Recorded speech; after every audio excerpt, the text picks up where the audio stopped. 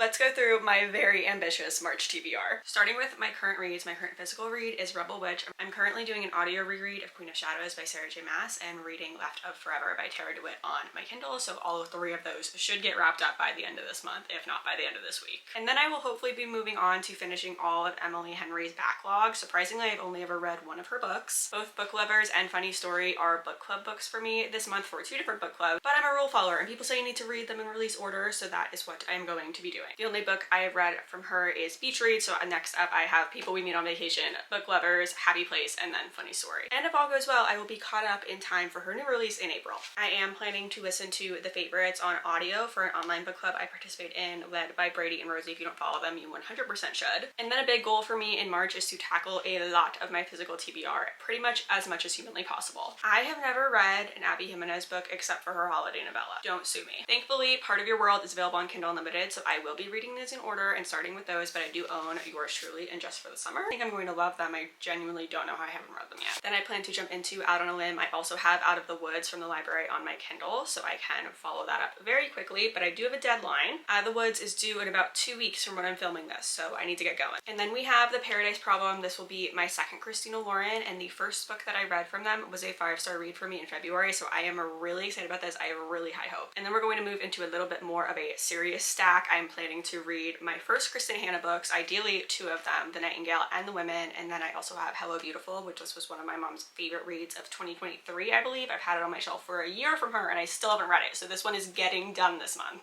And then of course I have 2 of my most highly anticipated releases coming out this month, Wild Side by Elsie Silver and Merit by Devney Perry, so I will 100% be reading those probably on release day. Will I read all of these books? I think that I can, but I'm going to keep myself accountable on here by doing weekly check-ins. Every week I do a wrap-up of what I read that week, so I need you to hold me accountable if you see me reading a book not on this list that I need to be getting back to my TBR. And maybe place your guesses about how many books of these I'm actually going to have read by the end of the month.